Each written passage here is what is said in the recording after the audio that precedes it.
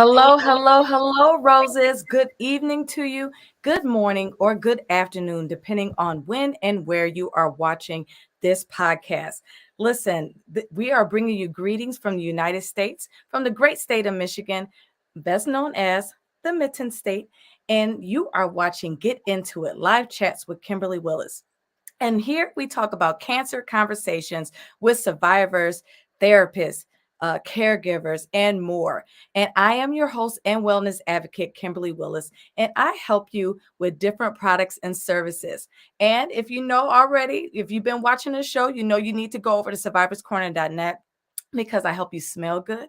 I help you get inspirational clothing, but I also help you style you as well. Why do I do all these things? Because I myself am a stage, not one, not two, but stage 3 breast cancer survivor. And I truly understand what cancer is like. So I don't want to delay the time anymore because I have 4 guests tonight, y'all. Look, we just keep going higher and higher. And in fact, it's an exclusive because this is the first time I believe that they all came together, not on their show, but on our show. So I'm excited about that. So I want to talk about each and every lady that's coming on tonight. We have our Brushstrokes ladies. And our first one is Coach Tanya Bankston. She says, while many struggle to keep their heads in the game, Coach Tanya Bankston helps clientele worldwide leap over hurdles and successfully cross the finish line many times with minimal sweat and tears. Out of the shadows of abuse, low self esteem, and trust issue, Bankston pushes clients to discover and cultivate their leader within. And she completes with her no nonsense coaching style. I'm going to repeat that again. She completes her no nonsense coaching style, zero tolerance for excuses, and passion for reinvention and repurposing. Bankston inspires women to transition from simple existence to living a life of abundance unapologetically. Our next guest, Coach Tamara J. And guess what? I get to add a new last name to it. It's Brown. And it says a survivor turned overcomer. Tamara J is a woman who transformed her pain from domestic violence and addiction into purpose by faith and pursuing a career in counseling and life coaching. Now a full-time mompreneur, serving her corner of the world as a dual licensed counselor that specializes in treating trauma, addiction, anxiety, challenges with anger, and Coach Tamara J is wildly passionate about helping her high achieving individuals experience phenomenal breakthroughs. Our next guest, her mantra says, what I have been through will help you get through. That's what Valerie says. She said, after living through her own trials and setbacks, she knew her experiences were not only for her. That's why Valerie moves full steam ahead to fulfill her passions to educate, empower, inspire, and equip women to regain control of their lives and wellness so they can enjoy emotional, mental, and spiritual abundance. Last but certainly not least, Felicia says that she is no stranger to the C word, and she encourages women to be honest and transparent about their infertility journeys. While she was 19 years old, Felicia was diagnosed with cervical dysplasia that resulted in cancer cells developing in the cervix that led to infertility and conceiving complications. Felicia is upfront and honest about her early beginnings and encourages others to not be ashamed to tell their story. So, without further ado, I want to introduce you to the Brushstroke ladies. Hello, ladies. Hi. How are you doing this evening? Awesome. Well, I'm well. I would say I'm blessed and highly favored. I love it. I love it. So I know I read your bios, but I wanted to go one by one real quick. Just give us a brief because so we could get more into our conversations. Tell us a little bit more about yourselves that was not talked about in the bios. Let's start with Coach Tamara J. Oh my goodness, what is not in that infamous bio? You know what? Most people don't know that I am 46 years old. Yeah, they don't know that, and that I've got 4 grandchildren. Okay, that Wow. I absolutely love and absolutely adore. And so, yeah, I'm also a Grammy. Awesome. I love it. I love it. Coach V. What's not in that bio is that I am 67 years old and now 6-time best-selling author. Come on, 6 time.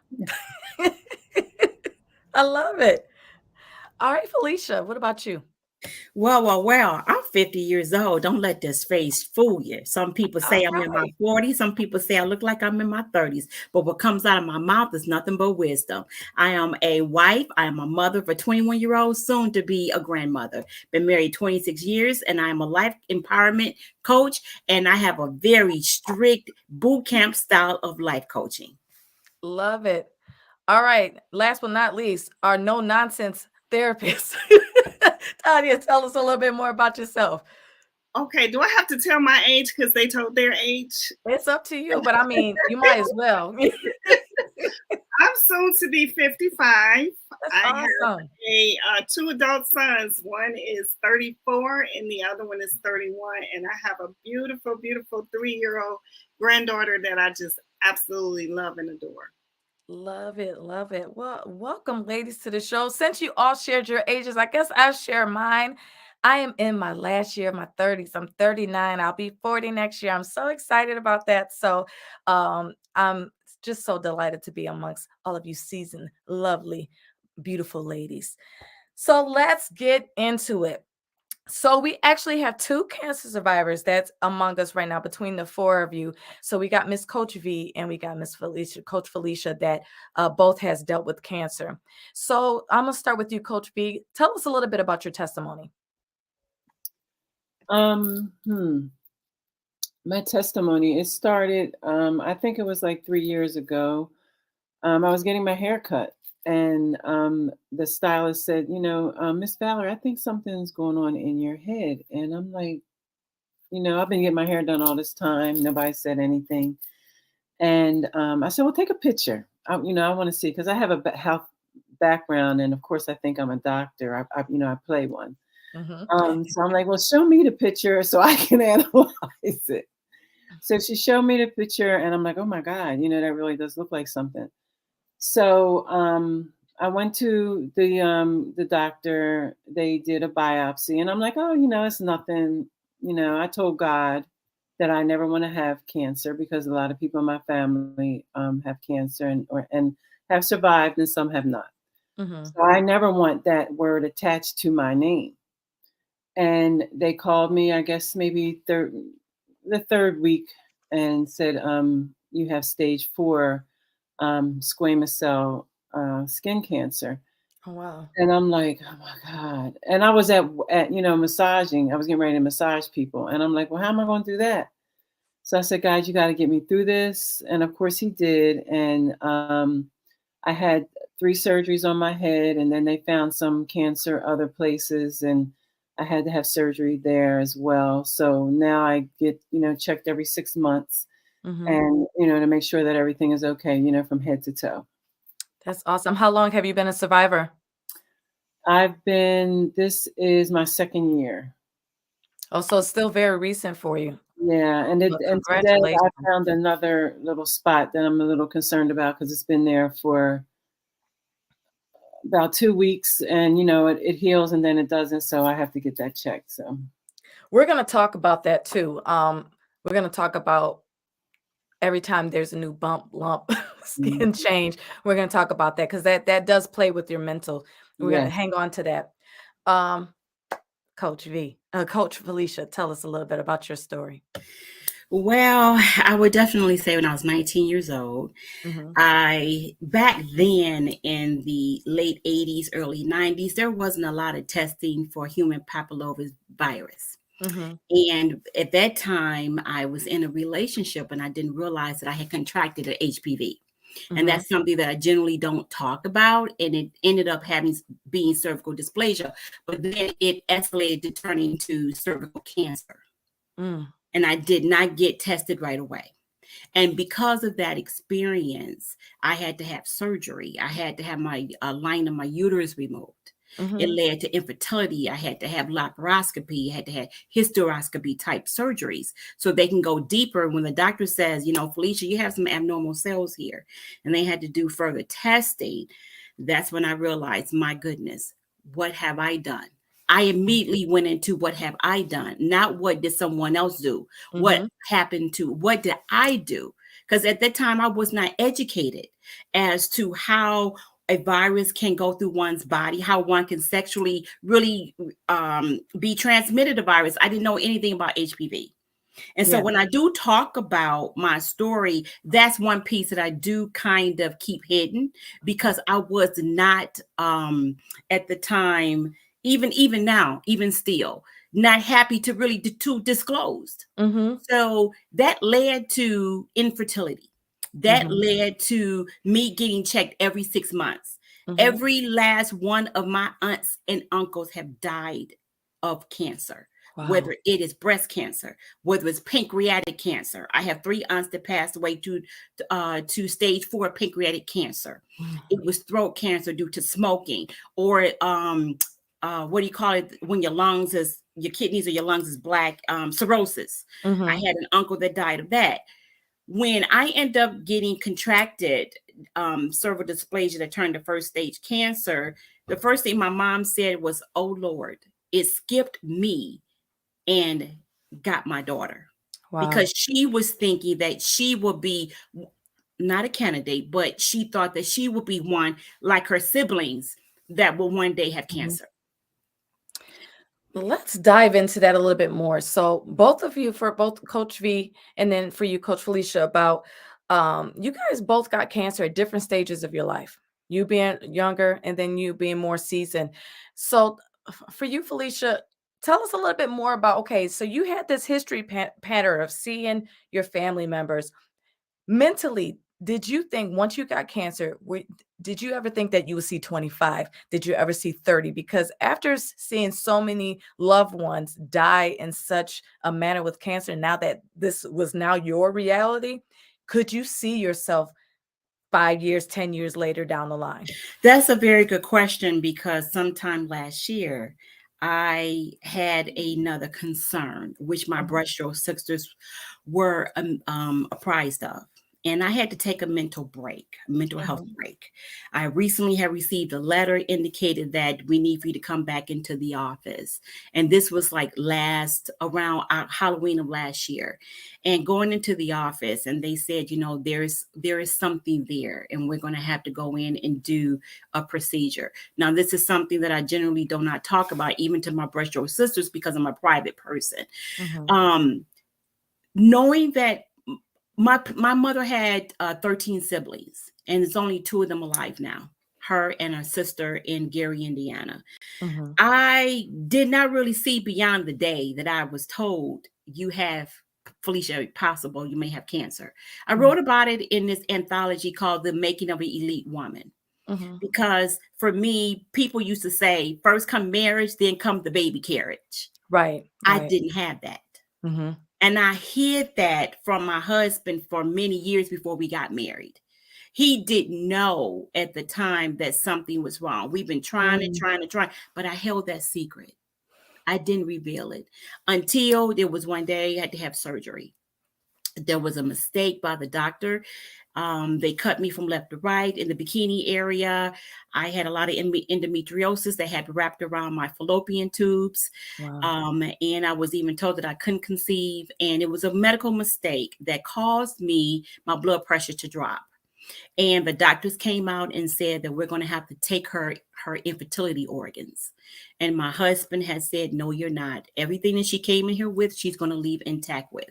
But even with that experience, one of an abortion that I had at 18, and then 19 to be told that I had abnormal cells, and I had to make a decision, and then had to go through treatment age 20. And then I meet my husband at 21, and we get married at 24. And that weight of the world I had carried that for so long, even from my mother. And she saw some papers up under my bed regarding the abortion that I had, because at the time I was scared, I was afraid. And even today, sometimes I regret it, because sometimes I wonder what my life would have been like if I would have kept that child. So I don't say the C word at all. It does not exist in my vocabulary, because when I say it, I give it life. and it does, and it could have taken my life, but I don't speak it. So when I tell people the C word, they say, what does that mean? And I tell them. But outside of that, I didn't see beyond that day. But I'm going to say for me, only for me, my life changed because I am an advocate to be able to talk to young women who are making a decision, whether to have a baby or not have a baby. Whatever their choice may be, I'm there to talk to them and able to tell them what my life story was like. And even still, I may have had a lot of hair, but there were parts of my hairline that didn't grow back. There was parts where my skin was blotchy. And there was things in the genital area that just did not look normal. Yeah. So these are things that I'm just now really expressing and talking about. I love that. We're going to come back to that a little bit more. I want to go back to Coach V a little bit more, and then we're going to bring our other two sisters in so they don't feel lonely all by themselves on this podcast. But Coach V, you said something that you said that you didn't want to have cancer attached to your name. So when it did, what did that do to you mentally? To be perfectly honest, fear. Because my mother passed away from breast cancer and lung cancer. Her sister, same thing. My uncle,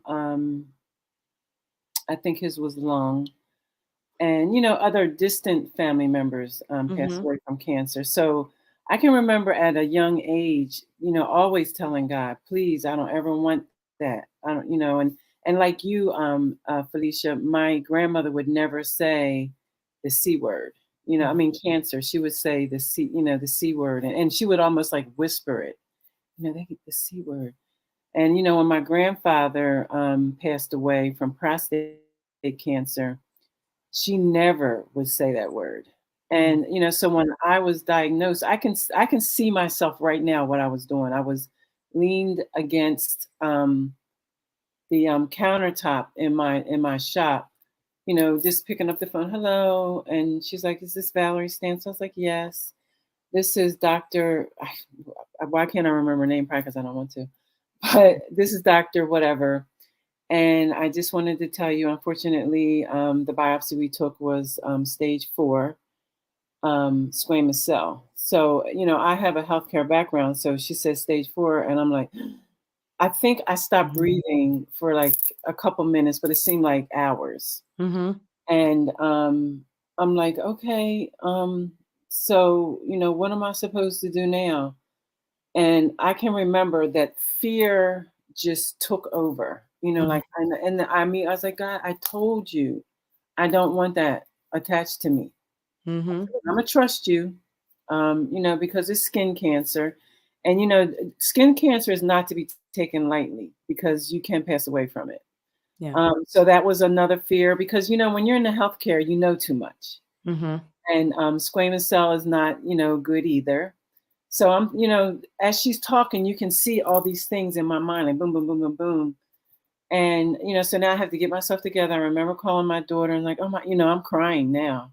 They told me I have stage 4, blah, blah, blah. She's like, Mom, just calm down, come over after you get done your clients. So I had to do those clients and, like not cry and not be upset. So I never wanted it attached. And so now anytime I feel anything and my 6-month checkup, I'm there. I don't cancel. I don't do anything. I am there. If I can't go to work because I have to be there, I will be there and not go to work. That's, how important it is. I like that you said that, even though that you were maybe use the word agitated with God, like, hey, I done told you this is not what I want to deal with. I like that you said that you trust him. I know sometimes some people lose their faith during this journey because they're like, okay, God, you already know my heart. You already told me to trust in the Lord with all my heart, and I'm doing that. It's like, and then you're allowing these different things to come to pass in my life. And I like that you said that you still trust them in the midst of what you were going through. I think that's very commendable and important. And people need to hear that as well, because some people just really fall away when things go rough in their life. For both either Coach Mary J or even for Tanya, tell us, what is it like to both be a life coach, therapist, and minister to your sisters who are going through something real time in the space that you're in? Well, I will say this, that, because of the bond, that we share, in the closeness. And I mean, I, you know, I know with Felicia, it was scary, because again, you know, I knew and I understood that she was reserving certain things and parts of what she was dealing with, and I really felt honored, just to be in that healing space, to be able to be what I like to call like prayer support and everything. But Mhm. when you hear that C word, the first thing that comes to your mind is, oh my God, am I about to lose somebody I love? You Mhm. know, or oh my God, I mean, she's in a whole nother state. I'm here. Really, how can I? What do I do? What do I say? How do I say it? And so all of these concerns, come about, and it's difficult, because again, when you care about someone, you don't want to Yeah. see anyone suffer. You don't want to see anyone go through, facing something that, could typically usher them into the end of life type of chapter. And so, for me, it was scary, and I wasn't first on the scene, or, first impact responding, but just as a secondary source of love and sisterhood with her. It was scary. It was scary. Yeah. For me, I know I had to be in that space where I said, how can I support you? How can I serve Mhm. you? What can I do? Because I'm like Coach to Mary J. It's like it is scary. Mhm. I'm sure it's really, really scary for the person that gets the diagnosis. But Mhm. then to be in that space where you're supporting someone who has the diagnosis, it's like, what do I do? You can't fix it. And I think for me, being a professional helper, you always want to fix things. And Yeah. sometimes it's just, tell me what I can do to support you. And that's the Mhm. best that I can do. Yeah. That's good. So listen, to our viewers and roses, listen, you have 4 life coaches, therapists, mental health professionals on this podcast. Please make sure you ask any questions that you would like to get asked during this time. Take this free advice, okay? Because if after today you got to go back to paying, so make sure you take advantage of this. All right, so back to it. I want to dive into a little bit more about the mental health side, of dealing with cancer, and just really just issues, period. I know I spoke to someone the other day, and they talked about the residual effects of cancer. And I wanted to dive in a little bit more about that because, for some individuals, like if you had breast cancer, your breast can change. You may have lost both breasts. You may have lost one breast. If you had cancer in general, you may have just lost your hair and other things. Your skin gets darker if you had chemo. So you may not necessarily look the same. You may not even act the same because really it just changes you. Your good cells and your bad cells are changed. So how do you coach somebody who is currently going through the residual effects with people who abandon them, people who reject them, and those who stay away because they feel that that's best that they stay away versus being present because they can't handle what they're seeing right in front of their eyes?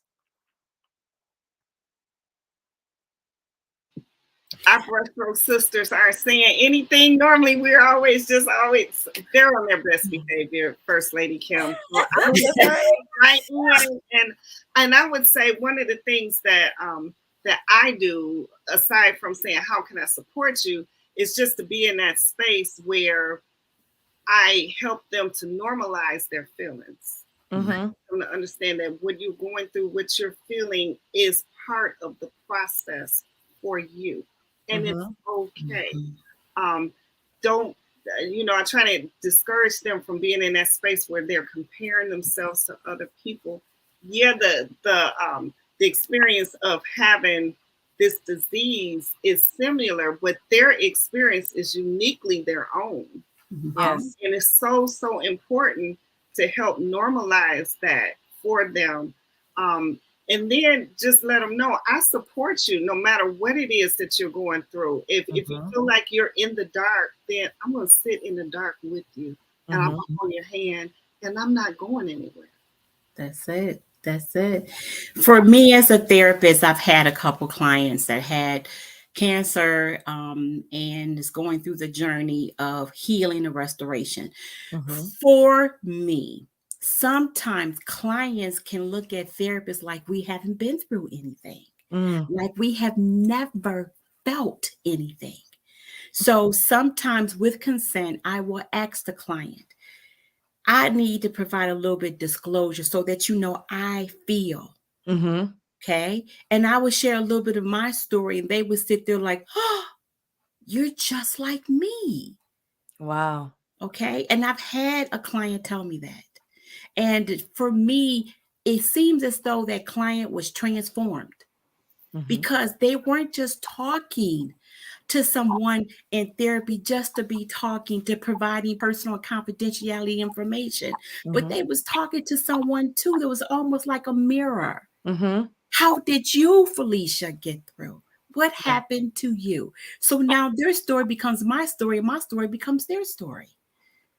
Wow. And with that understanding, we're walking that journey together because, see, now they say, I am emotionally supported because someone understands what I'm feeling. Someone understands what it's like to sit in a chair. Someone understands what it's like to be sitting there with everybody else that may be worse off or not, but just be able to sit in the doctor's office and hear that word.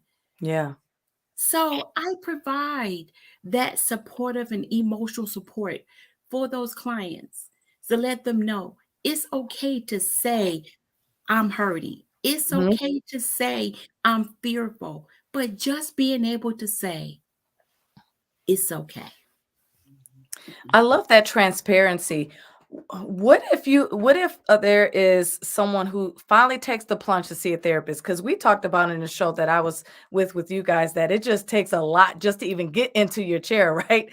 So when they finally get into the chair and they find a therapist that is a little bit more reserved, and it's not necessarily that's a wrong way, it's just depending on the temperament of the therapist.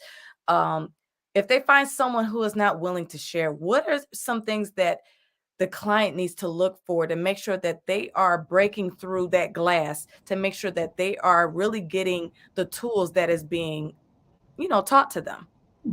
Oh, well, Pastor Kim, I'll take that one. Because the beautiful thing about therapy, right? And for me, I would say therapy is a massaging of the human soul, mind and body, right? And so, and a lot of times people are so used to just this inner exchange of, I'm here, I want to know something about you. Can you tell me something about, and those types of things to help us with our comfortability, right? But when people come to therapy, the therapist is really there for you. Right. It's not about us. And sometimes people have a difficult time trying to understand that because when you come to a therapist chair, the spotlight is all on you. It's like how, Coach Felicia had mentioned that there are times, right? And it's really, and I'm sure, the helpers on the seat, it's like this intuition that lets you know when you need to kind of step out and step into to really support the client because the client is actually a little bit more guarded or what have you. And so to kind of make that connection and helping them to feel that they're not alone, we will do that. But the one thing that I would hope that our listening audience would take away, because there are some, but not every therapist. So let me not make this generalized statement, right? Because there are some therapists who will open up and talk to you just like on the spot when that's not always advised simply because it takes away. You're coming in to be served. and to be helped on a very high level. So the therapist, the light dims and the light turns on for you. And and a lot of times, if we have the skills and the tools, which is lots of compassion, lots of safety, lots of toning and things of that nature to help a client to feel comfortable with that spotlight on and recognizing it's not about me today, it's completely about you. And here's another thing I want to tag on to that. Sometimes people don't recognize that them asking and trying to get the information from the therapist about them, how do we connect? It's really a type of avoidance strategy as well because I'm so uncomfortable, I don't know what to do, Mm-hmm. And so that's what I have to offer on that. I want to piggyback on what both the coaches just said. One of the things that, so me as a clinician and as a coach, I'm very transparent. I will share as much as the client can handle. Mm-hmm. But I, like Felicia just said, I say, do you mind if I borrow a page from my life experience to share with you? But it's something that's, when we're taught and we're trained that you don't share and divulge personal things about yourself unless it's going to move the client forward. Mm-hmm. So as Coach Tamara J said, it's the clients. This is their time. It's not our time. So yeah, we are trained to sit silent and to listen and to show positive regard for the client. And it takes a seasoned therapist to understand when it's time to share, to move the client forward. Mm-hmm. But I remember one acronym, and it's like, why are you still talking? Why are you still talking as the clinician? If we're talking, I was trained, if you're talking longer than 5 seconds, you're talking too much. Mm. So sometimes I know as a therapist, I kind of have that coaching hat on and I kind of go back and forth and I ask myself, why are you still talking? Mm-hmm. This is not your show. This is the client's show. It's that acronym of WAIT. Wait, yes, I couldn't think what it was. Yeah, thank Why you. am I talking? Yeah, right. Exactly. And sometimes too in the therapeutic setting, when we're doing information gathering, we're gathering enough information where we know what we need to do to help move that client forward. Mm-hmm. Not all the time does anything need to be disclosed, because even through self-disclosure, sometimes it can hurt that client. Mm-hmm. Because that's when we have to decide and know and have the discernment as to what is appropriate and what is not. So generally, when clients come before any of us as clinicians, they can feel the genuineness, they can feel the transparency, they can feel the unconditional positive regard, they can feel the authenticities, but that is not to be misconstrued as because, oh, this therapist is so nice, she smiled. Well, we're listening. Mm-hmm. We're letting you know that we're with you. Yes. And so, or another client may say, well, I had to let this therapist go because she didn't seem as though she didn't talk a lot. She didn't say much. She did, She just looked at me with poker face. Mm-hmm. Well, that's what we're supposed to do as clinicians, because we're taught to listen and zip it. And when it's time to talk at the end, what we do, we summarize. Mm-hmm. We rephrase. We're doing those things to let the client know, I heard you say, da da da. In the middle, when you said, we're rephrasing, we're using the client's words, but we're also kind of twisting and putting our own words to let the client know that it's just not so word for word, but we heard you. Yeah. And some clients don't understand that. But when they get in front of a therapist like myself, Tanya, or Coach Tam, oh yeah, we give it to them. Mm-hmm. But for me, I mean, I'm not a clinician. I'm a coach. But sometimes me showing my authenticity and transparency allows the client to open up. Mm-hmm. And I don't go on like, yeah, da, da, da, da, da. And I'm like, I understand because, I was there one time as well. Mm-hmm. And this happened. And then they'll be like, oh, blah, blah, blah, and then they will go on. And I usually will do that if they're not talking, like they want to get help, but they're not talking. They're like, I'm asking, yes, no, yes, no. So I'm like, I want you to talk some more so I can find out some more things so that I can be like Felicia, like, oh, so I heard you say, and this is what you meant by this, and you said this, that, and the other. But I think that the authenticity and transparency, wins with them and gives them the confidence that they can talk to me and I understand because I've been through it. So that's how I deal with it as a coach. Absolutely. I love that.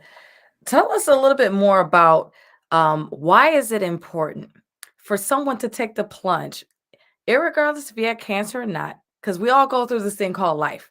And someone once said, life be lifing.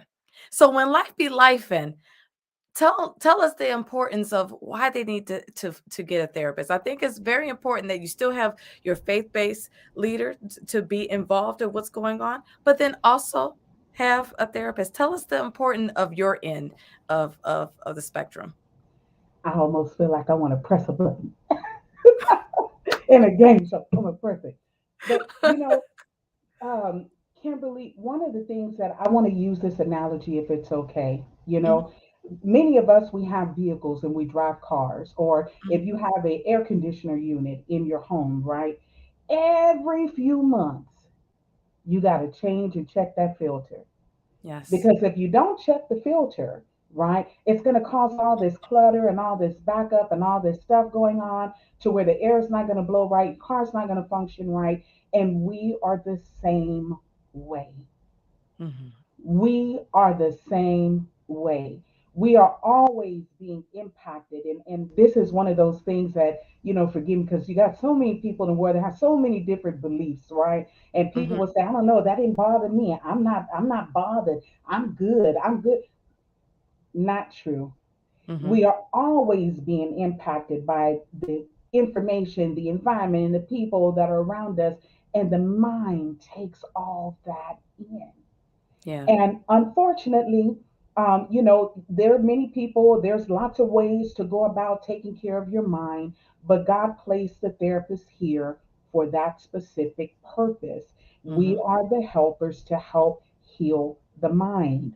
And so if you're not going to take your car, you're not going to take your car to the donut guy down the street and Mhm. say, can you check my filter? You're going to take him to a specialist. Mhm. Okay. But a lot of times in our community as well, we got to deal with the stigmas. And it's so funny, right? Because we are afraid to be vulnerable. And all of us are. We all have this level of fear of vulnerability. We have a fear of opening up and telling people our real truth Yeah. because we don't want to be judged. But it is so necessary because if you want to be able to really heal, grow, and live with genuine freedom, come see a therapist. Yes. And also, too, mental health. When you look at the root, there is ment, MENT, Mhm. and heal in health. So mental health is meant to heal. Come on and break that down. Heal. Okay, listen. I just need my lap scarf right now. Okay, so that's exactly what we do. We meant to heal the mental processes. We meant to heal the soul, the heart, the cognitive, the behavioral part. That's all connected. Mhm.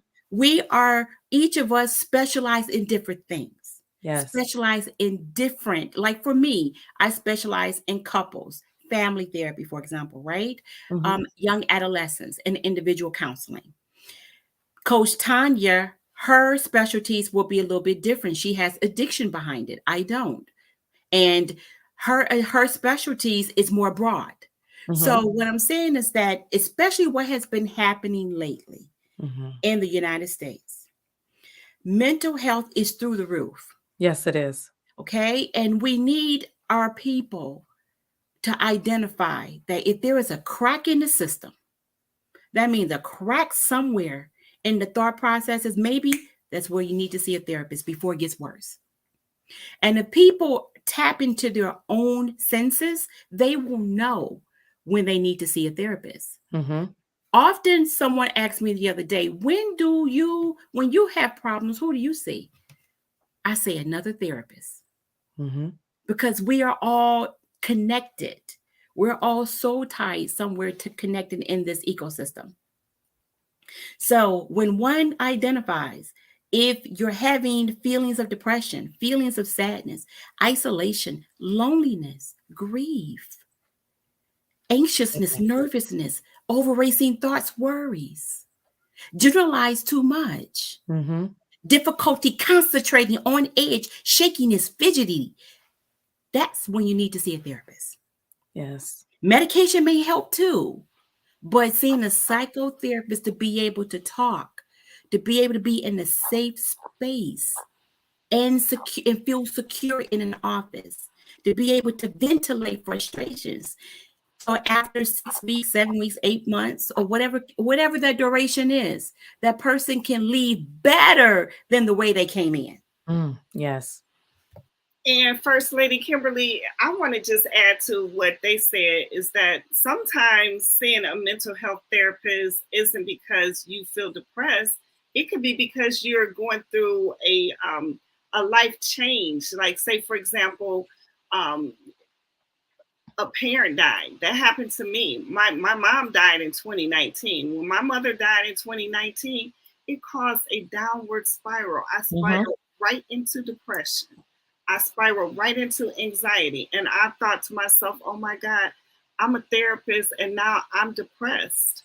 You know, it could be the loss of a job. It can be the loss of, a dating relationship. It can be so many things that you can go to a therapist to get some coping skills and some coping strategies and have a safe space to be able to talk and a trained professional to help you get to that next level, whatever your next level is. Ooh, can I say something on that? Yeah, go ahead. You know, because Pastor Kim, one of the things like Coach Tommy was saying, again, why do we want to get, why should we go to a therapist? Because the past will always be present. And what I mean by that is we all have a history. We all learn, habits, if you will. We all have a mindset, if you will, that's coming from our culture, coming from other people, coming from just experiences that we have. And a lot of times, just because we don't notice, those thoughts or those memories right away every single day, they're there. And they're the same, they become the tools that we're using to build our life in the present. And a lot of times people are like, I don't know why I keep meeting this same person. Why do I keep going through this every few months? I'm this way and then that. Well, because there's something going on, as Coach Felicia was sharing about in the mindset, in the mental, and those things are, it's almost like you got a virus in your computer, right? So you want to go and go get that checked out and help get someone who specializes in a specific type of therapy that can help you to extract those things. And it's just a service you really, it's hard to get anywhere else other than coming to a therapist, really. Yeah, that's good.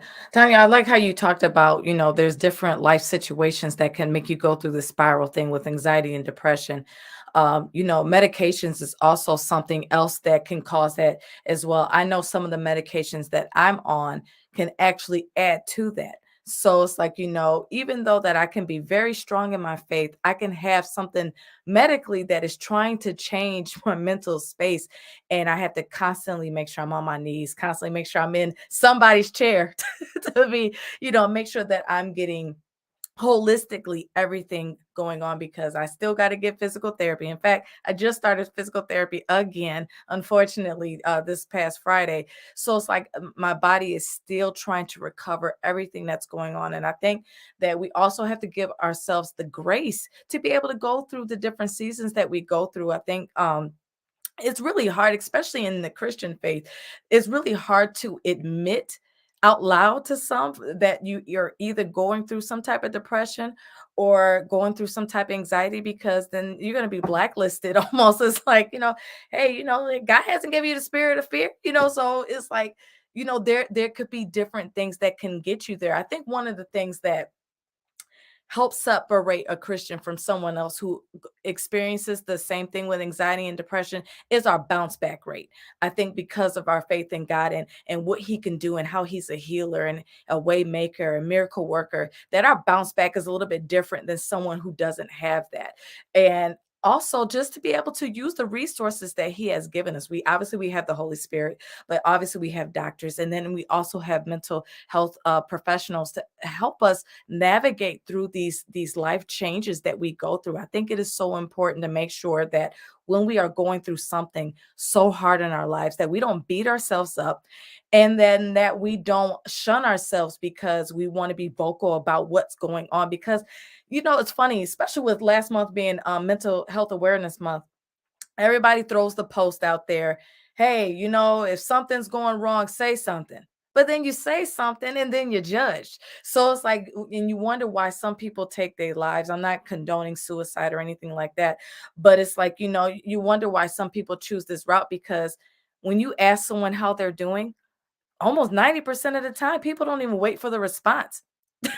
Or they just start talking about something totally different and not even answering the initial question. So I think it's very important for all of us to be more diligent to who we talk to, really pay attention to people's mannerisms and things like that. So, and then just pause, just really have conversations with people again. I think, even though as much as I like social media, because you can use it for marketing and different things like that, I think it's kind of handicapped us socially as well, because we kind of lost that human connection, and to really be able to pick up on cues. Like some of the, sometimes, like with my teenagers, sometimes they don't get certain cues. I'm like, how you didn't catch this? Because they grew up in a different environment to where they're kind of closed off from that.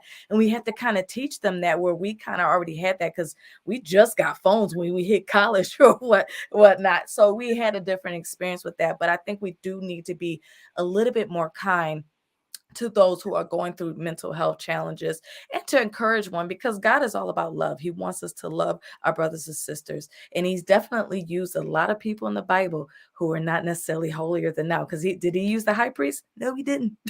so it's so important. Did you guys have anything before I had moved on to the next question? You had something? I wanted to say, people always, well, not always, but people generally look at people that go to mental health therapists as, why are you going there? You're crazy, or this, that, or the other, because they always want to label you.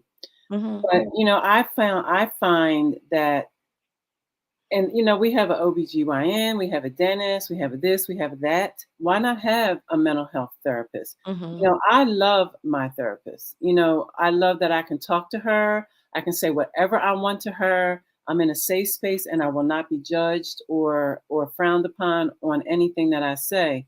And I think that once people realize that it's okay to not be okay, but it's even better if you go get help.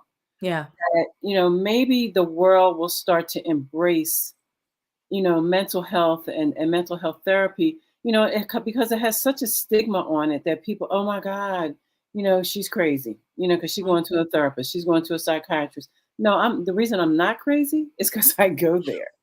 Right. Like I need it. And, whenever something happens that I feel like I can't deal with, because I don't want to tell it to everyone. Mm-hmm. I want to tell it to someone who actually cares and wants to listen. I'm like, can I have an appointment? I need to talk to you about blah, blah, blah, this, that, or the other. And I think that that's where people have to get to that place, that it's another illness like cancer. Mm-hmm. It's another illness like having a cold or whatever. It's where you go to get the help that you need so that you can be all that you were called to be.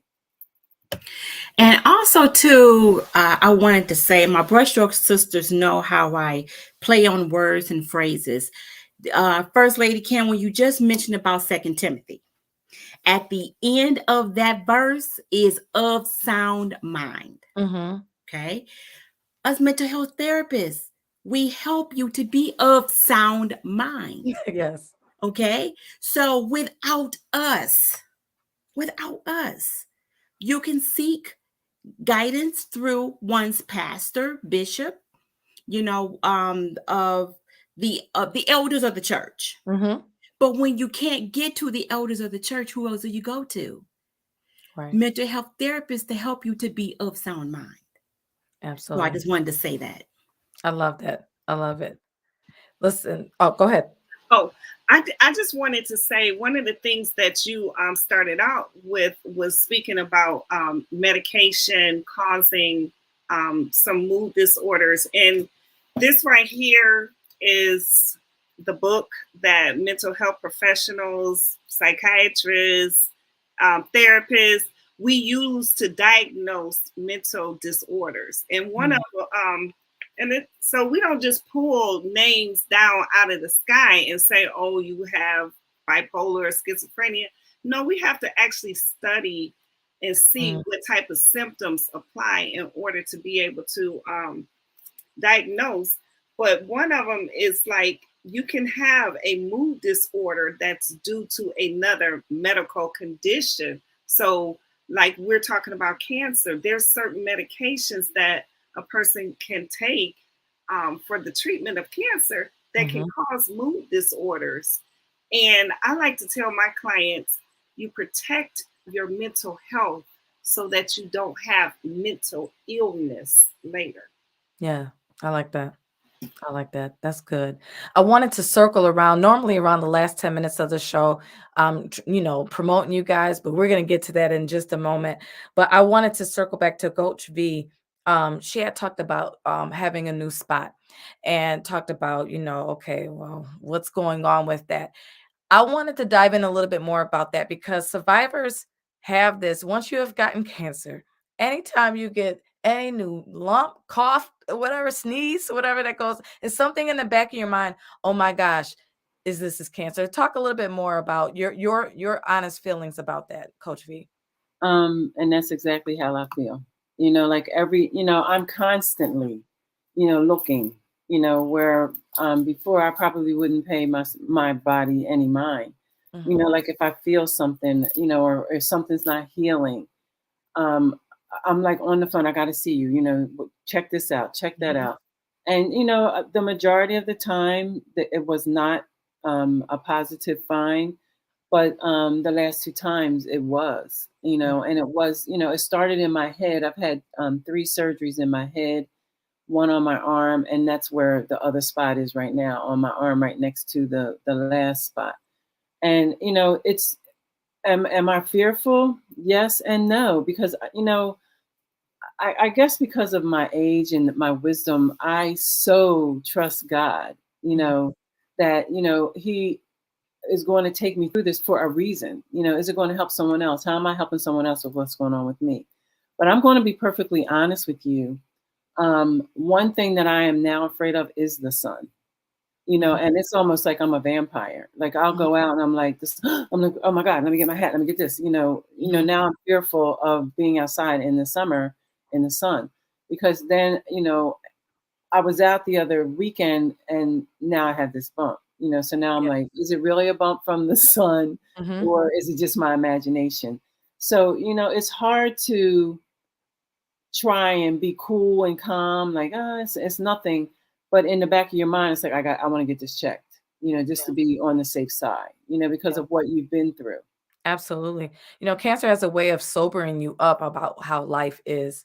And, Felicia had talked about, with having her different family members, you don't know if you're going to see. And for me to be totally transparent, I turn 40 next year. It'll be my 5-year cancer-free anniversary next year. So I'm celebrating a big 40, but then also 5. But to be honest, I'm changing the way I think about it, but it's like I didn't see myself at 50 like I did prior to cancer. Like my goal was I got to hit 5 years. So I'm going to make sure I see 40. But then what about that after that? I need to reassess my goal. I need to make sure that I'm still looking forward to turning 60, turning 70. Sometimes cancer makes you feel like your time is limited because you don't know when it's coming back. And I think that's something that, we all have to stay in prayer for, and just that survivor's guilt also, with my story, both of my parents had cancer at the same time as me. So, it's like, okay, am I going to die around their age, or am I going to be able to still survive? It's like you have all these different feelings and things that's going on that you have to deal with. And then if you got a medication on top of that that's adding to the mood disorder, it just stockpiles those things. So that's why it is so important to make sure that you continually make sure that you are checking your health. Before we go on to promoting you guys, does anyone have any last minute words that you want to share with you? This hour went by so fast. Oh my goodness. All I just want to say is, First Lady Kim, I'm all about God's business. Yes. Okay. I know where I've been, and I'm telling you, I know where I'm going. Mm-hmm. And I'm going to the kingdom. And I have no time on this earth to be playing around. Mm-hmm. I'm all about helping people, getting them there to the other side, meaning their journey, other side, wherever they need to go. And to say one day when I hear the trumpet sound and it's my time to leave, I want God to be able to say, my faithful servant, you serve the people well. That's why mental health is meant to heal. Love it. Any last minute words from any other of you? Come on, Brushstrokes sisters, don't be quiet.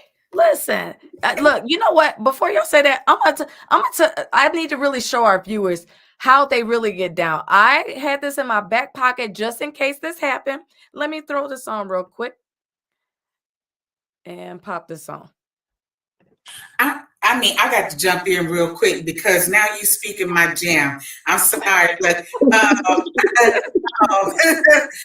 listen, I had to put that on just real quick, just to show how they really get down. They really be saying some comments on here. So I love it. Listen, let's move on. So I want to make sure I want to talk about what's next in your world. I want to start off with Coach V. What's next going on with you?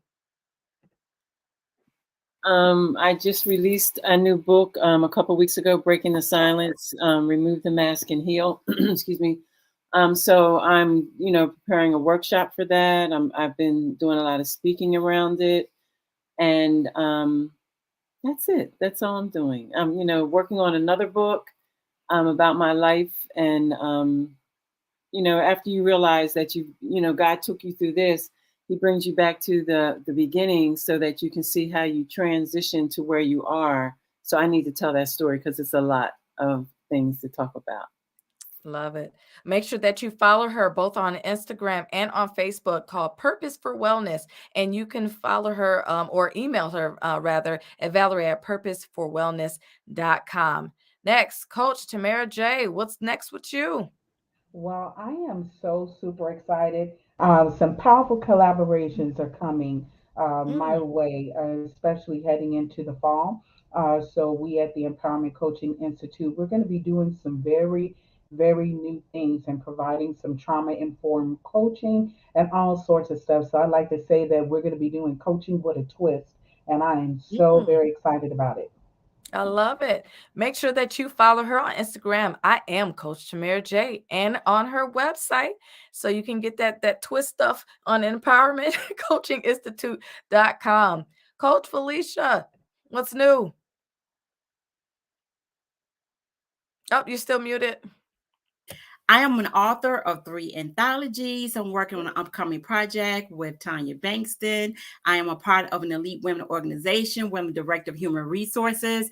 Let me tell you, you are uniquely made. If you come and check me out, let me tell you, the boot camp style that I have for you, the way you came in will not be the way that you leave. So come check me out. Email me, Felicia@youareuniquelymade.com. I love that. Y'all call to action. So it's on point. I love it.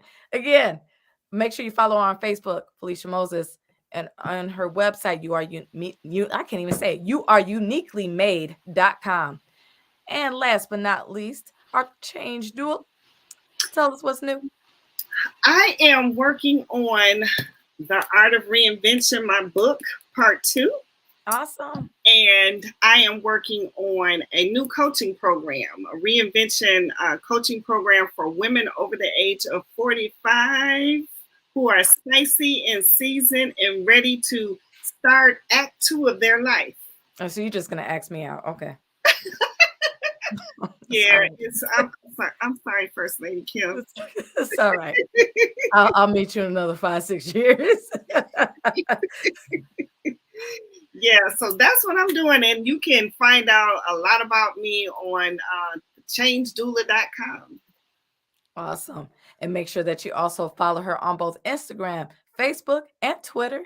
Coach T. Bankston. Make sure you follow her on all three of those platforms. And listen, I talked about them earlier on the show. I said, now, anytime that you're a guest on the show, I have you fill out a form, just to make sure, we're all on the same page and I'm not forcing anybody to be on the show, but then also to get their information that they want to be displayed.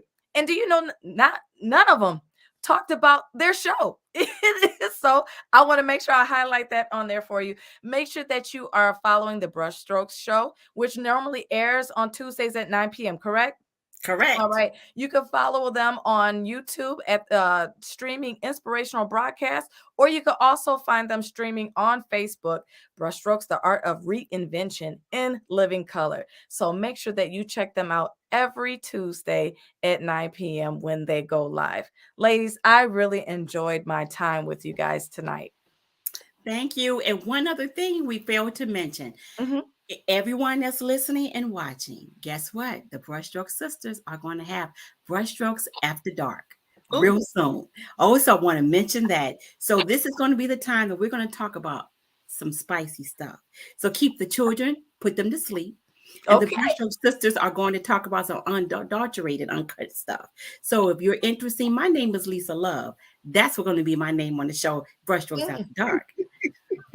All right, Lisa Love, LL. I love it. Listen, I really enjoy talk about healing from the inside out. Roses, if you haven't got anything else from this show, really make sure that you are taking your mental health seriously, and making sure that you are doing the necessary steps to get the holistic healing that you need. So until next week, we're going to have Miss Andrea Jones Garrett on to the show. So make sure that you are watching. I believe it's next Tuesday at 7 p.m. And until next time, I'm your wellness advocate, Kimberly Willis. We'll catch you then. Take care.